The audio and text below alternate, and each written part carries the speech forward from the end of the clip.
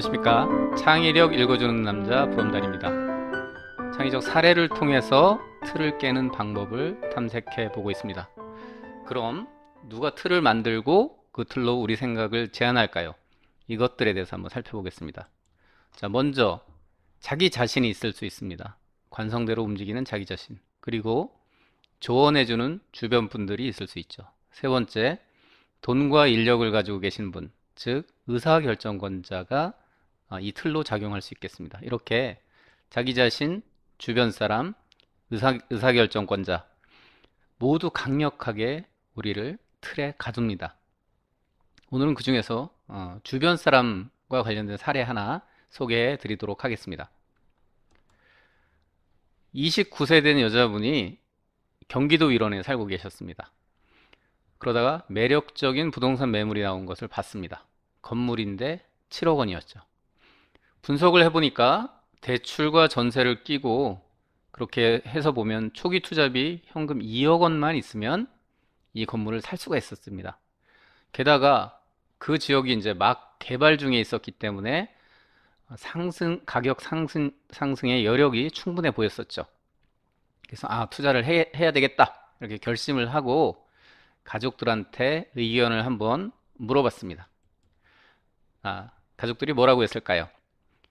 가족들이 하나같이 네가 미쳤구나. 29살짜리 젊은 놈이 여자애가 세상 무서운 줄 모르고 된통 당하려고 환장했구나. 등등등등 등등등 다 반대하는 거였습니다. 정말 쌍수를 들고 반대하는 거였죠. 이분도 그거에 가로막혀서 결국 투자를 포기를 했습니다. 그런데 3년이 지나서 이분이 뭘 봤냐면 이 부동산이 매물로 나와 있는 걸 봤습니다. 얼마에 나왔냐? 20억에 나온 겁니다. 20억. 3년 만에 부동산이 그렇게 가격이 올라갔던 거죠. 이분 마음이 어땠을까요? 이분이 하시는 말씀이 내 인생은 그 한 건으로 좌우로 나뉘었다. 이렇게 말씀을 하십니다. 그만큼 땅을 치고 후회를 했죠. 그리고 이분이 그 이후부터는 다른 사람의 말을 이렇게 잘 듣지 않는 그런 상태가 되었다고 합니다. 물론 뭐 현재는 40대 후반인데 굉장히 사업을 잘하고 계시기는 합니다. 자, 제가 말씀드리려고 하는 포인트는 바로 이겁니다. 본질이 아닌 것으로 아이디어에 찬성하거나 반대하는 사람들이 참 많습니다. 아니, 나이, 성별, 이런 게 부동산 투자의 성패와 무슨 관련이 있습니까? 그냥 나이가 어리니까, 여자니까, 잘 못 판단할 거야. 이렇게 생각하는 건 그냥 단순히 선입견이고, 제가 말씀드린 틀에 불과한 겁니다. 그래서 아이디어를 내시는 분들은 지금 저에게 오는 조언이 내가 보는 핵심을 콕 찌르는 것인가? 아니면 단순히 자다가 뒷다리 긁는 소리인가? 이것을 잘 판단할 수 있어야 됩니다. 오늘부터 몇 회에 걸쳐서 소개해 드릴 내용은 블루오션 전략입니다. 자, 이 책인데, 이 책이 워낙 유명해서 많이들 보셨죠? 못 보셨더라도 지금 꼭 한번 사보시기 바랍니다. 절대 후회하지 않는 그런 책입니다. 자, 프랑스 인시아드 대학의 김희창 교수 그리고 르네 마부안 교수가 2005년에 출간을 했었죠. 그리고 뭐 전 세계적인 베스트셀러가 됐습니다. 지금 보여드리는 건 여기 확장판이라고 되어 있습니다. 확장판. 초판에 이 확장판은 초판이 나온 후에 10년 만에 새로 나왔는데 초판에 실렸던 기업들이 어떤 성과를 내고 있는가 지금 어떻게 되는가를 볼 수 있어서 또 다른 재미가 있습니다. 자, 이 블루오션 전략 말씀을 드려보겠습니다. 기본적으로 이 책은 기업이 지속 성장하기 위한 전략을 다루는 책입니다. 그런 내용이죠. 자, 지금까지 아이디어의 단순성을 얘기하다가 갑자기 기업의 전략이라는 큰 얘기로 점프해서 어리둥절해 하시는 분들이 있을 수 있습니다. 점프가 아닙니다. 블루오션 전략도 큰 기업에만 적용되는 그런 사고법이 아니라 앞에서 말씀드린 단순성만큼이나 창의적 사고에 있어서 가장 근간이 되는 사고법에 해당합니다. 사람마다 사고 체계가 있죠. 불규적 사고, 유기적 사고, 성리학적 사고 등등 있습니다. 저는, 기획자인 저는 블루오션 전략적 사고 체계를 가진 사람입니다. 그만큼 이 블루오션 전략은 저에게 아주 엄청난 영향을 주었습니다. 새로운 강좌를 기획하고 새로운 사업을 기획할 때마다 이 관점에서 풀어내고 있습니다. 앞으로 여러 가지 사고법을 같이 다루게 될 겁니다.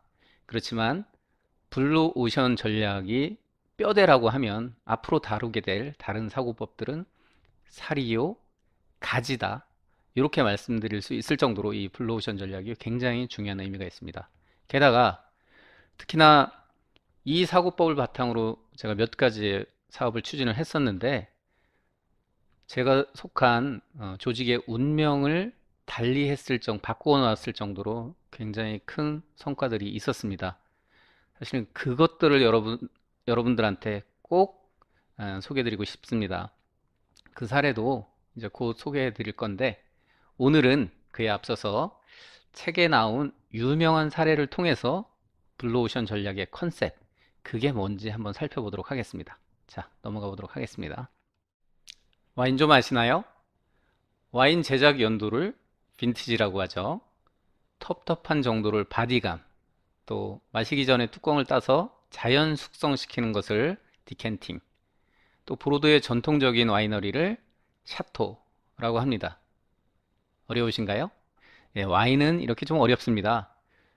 그래서 소주나 맥주에서 느낄 수 없는 어떤 우월감, 또 반대로 위화감이 그 안에 좀 깔려 있습니다. 달리 말하면은 와인 시장은 그런 이유로 해서 맥주나 소주 시장보다 쪼그라든 시장이다. 그런 의미이기도 합니다. 자, 한 와인 제조사는 이 문제를 파고들었습니다. 어떤 사고 과정이 있었는지 함께 보시도록 하시죠. 먼저 전통적으로 미국 와인 업계가 경쟁하는 요소는 다음 표와 같습니다. 표를 함께 보시죠. 첫째, 가격. 그 다음에 고급스럽고 세련된 이미지, 전문 용어를 사용한다거나 어떤 메달을 땄다거나 이런 수상 실적을 강조하는 거죠. 셋째, 매체 광고, 물량. 네, 숙성 품질, 포도산지의 명성과 전통. 여기서 샤토라는 명칭을 사용하느냐 마느냐 이런 것이죠. 탄닌 함량 등 와인 맛의 복합성, 그리고 얼마나 다양한 종류를 공급하느냐. 이런 7가지 요소로 미국의 와인 업계들은 경쟁을 하고 있었습니다. 이를 표로 표시하면 다음과 같습니다. 자, 이 표는 전략 캔버스라고 부르며 블루오션 전략 수립에 있어서 매우 중요한 툴로 쓰이는 툴입니다. 가로축에는 기업들의 경쟁 요소, 즉 사용자 가치가, 세로축에는 제공하는 정도가 표시되어 있습니다. 이를 연결하는 선을 가치곡선이라고 합니다. 이 표에 의하면 업체들 간 경쟁 요소는 앞에서 열거한 7가지인데 업체들은 수없이 많지만 이 요소들을 많이 주고 비싸게 받는 군이 프리미엄 와인, 적게 주고 싸게 받는 군이 저가 와인으로 이렇게 크게 구분될 뿐 그 많은 업체들이 특별한 특장점이 별도로 있지는 않았습니다. 자, 이런 시장에서는 시장 점유율이 뭘로 결정될까요? 네, 대부분 광고 물량으로 결정이 되죠. 어쨌든 이렇게 업체 간의 경쟁 요소는 거의 비슷하고 점차 가격만이 경쟁 요소가 되는 시장을 레드오션이라고 부릅니다. 자, 그런데 한편 호주의 카셀라 와인즈라는 와인 제조사는 다른 방식으로 고민하기 시작했습니다. 자, 술을 마시고 싶을 때 미국에서 같은 경우에 떠올릴 수 있는 상품군은 와인, 맥주, 칵테일, 뭐 이런 것들이 있습니다. 그런데 와인 시장은 굉장히 작았고 맥주나 칵테일 시장은 상대적으로 매우 컸습니다. 카셀라 와인즈는 왜 사람들이 와인을 안 마시고 맥주나 칵테일을 마실까? 이런 것들을 생각하기 시작한 거죠. 그리고 마침내 이런 질문을 던졌습니다. 와인은 허세가 가득하고 위축감을 준다. 맥주나 칵테일처럼 누구나 쉽고 재미있게 즐길 수 있고 비전통적인 느낌이 드는 와인을 만들려면 어떻게 할까? 자, 이런 질문입니다. 자, 이런 질문을 가지고 새로운 전략을 수립하기 위해서 블루오션에서 제공하는 두 번째 분석 툴인 네 가지 액션 프레임워크라는 것을 적용해 보았습니다. 자, 네 가지 액션 프레임워크 도표를 한번 보겠습니다. 자, 이렇게 생겼습니다. 기본적으로 블루오션을 창출하기 위해서 어떤 액션들을 취해야 되는지 그 행동들을 표시해주는 그런 표라고 하겠습니다. 자, 살펴보시면 첫 번째, 두 번째는 제거와 감소입니다. 기존 업계에서 당연히 제공하고 있지만 고객들에게는 별로 필요 없거나 덜 제공해도 될 만한 것들을 찾아보자, 이런 거죠. 사실 이 부분은 굉장히 어렵습니다. 왜냐하면 관행대로 하고 있기 때문이죠. 업계 관행대로라고 하면 사실 버릴 수 있는 부분이 하나도 없습니다. 그런데 자, 이 정도의 노력을 하면서 버릴 부분들을 한번 찾아보자는 거죠. 온라인 강의에서 강의가 없다. 동물쇼에서 동물이 없다. 이 정도 수준으로 모든 요소가 사용자 입장에서는 필요 없지 않을까? 이런 접근을 한번 해보자는 겁니다. 버튼이 3개밖에 없는 실버 리모컨 기억나시나요? 3, 40개 되는 버튼을 다 드러내고 단 3개만 남기는 것, 그 자체가 굉장히 커다란 시장을 만들어냈습니다. 바로 이런 식의 접근이죠. 첫 번째, 두 번째가 제거와 감소에 대한 얘기입니다. 그리고 표에서 세 번째, 네 번째는 증가와 창조입니다. 고객에게 완전히 새로운 가치를 제공하거나 이미 있는 것 중에서 더 줄 수 있는 것을 찾아보자, 이런 생각입니다. 새로운 가치를 창출해서 제공한다. 이것은 블루오션 전략의 핵심입니다. 새로운 가치를 창출해서 제공한다. 새 기능을 제공하자는 얘기가 아닙니다. 새로운 가치를 만들어서 제공하자, 이겁니다. 자, 이렇게 네 가지 액션 프레임워크를 적용해서 전략을 수립한 결과 카살라 와인즈는 완전히 다른 형태의 새로운 와인을 만들어냈습니다. 자, 바로 이겁니다. 옐로테일. 자, 이 옐로테일은 요약해서 말씀을 드리면 맥주나 칵테일 애호가도 좋아하고 전통적으로 와인을 좋아하는 분들도 좋아하는 그런 형태의 대중적 와인입니다. 뭘 제거 감소하고 뭘 증가 창조했을까요? 한번 보실까요? 전략 캔버스를 통해서 한번 설명을 드리겠습니다. 옐로테일은 세 가지를 창조했습니다. 친근한 대중성, 선택의 용이성, 재미와 색다른 느낌, 이런 요소를 창조했고요. 그리고 기존의 와인이 가지고 있던 대부분의 요소들을 제거하거나 감소했습니다. 자, 자세히 하나씩 구체적으로 살펴보겠습니다. 먼저 옐로테일은 맛이 단순하면서도 부드럽고 과일 향이 나서 누구나 쉽게 마실 수 있도록 만들었습니다. 특히 와인 초보자들이 부담 없이 마실 수 있도록 한 거죠. 즉, 친근한 대중성을 창조해냈던 겁니다. 대신에 그동안의 경쟁사들이 중시해온 타닌 함량, 숙성도, 오크통에서 배어나오는 오크향, 이런 것들은 아예 감소하거나 제거해버렸습니다. 또 와인 종류도 미국 내에서 가장 인기가 있는 샤르도네 화이트 와인과 슈라즈 레드 와인, 딱 두 종류만 생산했습니다. 지금 보여드리는 게 슈라즈 레드 와인입니다.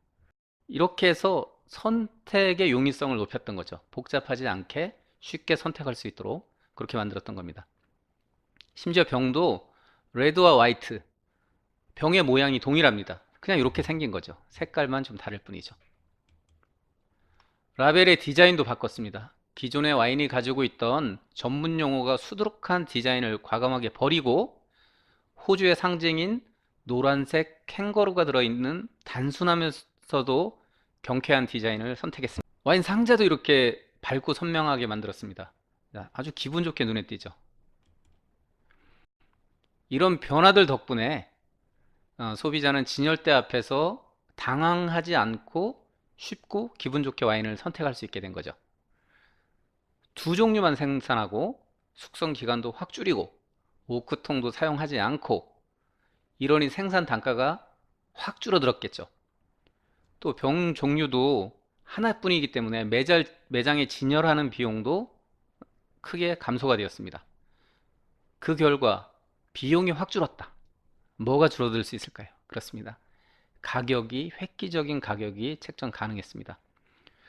미국에서 처음 출시할 때 이 가격은 6.99달러였습니다. 다른 와인 가격의 딱 절반입니다. 사실 그런데 우리나라 마트에서 지금 이거 사온 건데 이거는 한 14,000원, 5,000원 그 정도 가격이더라고요. 최초에 출시할 때는 6.99불이었다. 획기적인 가격으로 낼 수 있었다. 이 말씀입니다. 자, 그럼 매출은 어땠을까요? 옐로테일은 2003년도에 미국 내 와인 중에서 이미 캘리포니아 와인을 제치고 가장 많이 팔리는 브랜드가 되었습니다. 또 이탈리아, 프랑스 와인보다도 더 미국에 많이 수입되는 와인이 되었죠. 세계에서 가장 인기 있는 와인 탑5 안에 들기도 하고요. 자, 엄청난 성과를 냈죠. 자, 이것은 카셀라 와인즈가 대한 산업을 살펴봤기 때문입니다.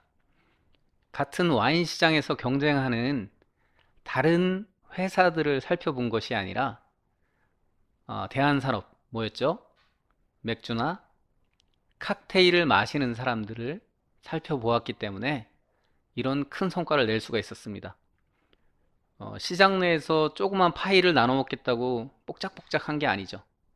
맥주, 칵테일 시장의 사람들을 와인 시장으로 끌어들여서 와인 시장 자체를 굉장히 키운 결과였습니다. 자, 카셀라 와인즈가 선택한 이 전략이 바로 블루오션 전략입니다. 블루오션 전략, 뭔지 감이 잡히시나요? 기존 시장의 경쟁 요소에 대해서 차별화를 시도하는 게 아니죠. 뭘까요? 경쟁 요소 자체, 즉 고객 가치를 증가, 창조하거나 감소, 제거해서 경쟁 자체가 무의미한 시장, 블루오션을 창출해 내는 것입니다. 자, 생각해 보시면 마케팅 전략 하나 세울 때도 가장 먼저 하는 게 뭡니까? 경쟁사 분석이죠. 사이트 하나 구축할 때도 경쟁사 사이트를 먼저 봅니다. 블루오션 전략은 그거 하지 말자는 겁니다. 그 같은 업계에 있는 경쟁사를 보면 그 밥에 그나물이 된다 이거죠. 그렇게 하지 말고 사용자를 바라보면서 어떤 가치를 줄 것인지 집중하라고 하는 겁니다. 저희가 옐로테일에서 배운 거 딱 이거 하나, 사용자 가치에 집중하자. 요거 하나 가지고 가시면 오늘은 아주 성공적인 겁니다. 다음 시간부터는 블루오션을 발견하는 방법이 좀 더 구체적으로 소개됩니다. 사례 하나하나가 진짜 멋진 드라마입니다. 크게 기대해 주시기 바랍니다. 자, 오늘의 유머 한 꼭지 말씀드리고 마치도록 하겠습니다. 제가 아는 분이 가르쳐 준 유머입니다. 보통 집에 초대를 받아서 가게 되면 음식이 맛이 없어도 맛있네요, 잘 먹었습니다, 이렇게 인사를 하게 마련이죠. 근데 한 싹퉁머리 없는 남자 하나가 이렇게 말을 했다고 합니다. 아유, 먹은 것도 없이 배만 부르네. 그렇게 말했더니 이 대가 센 안주인이 이렇게 대답을 했죠. 아유, 차린 것도 없이 돈만 들었네. 재미있으시죠? 네. 제가 준비한 것은 여기까지입니다. 감사합니다. 저는 언제나 최선을 다하겠습니다.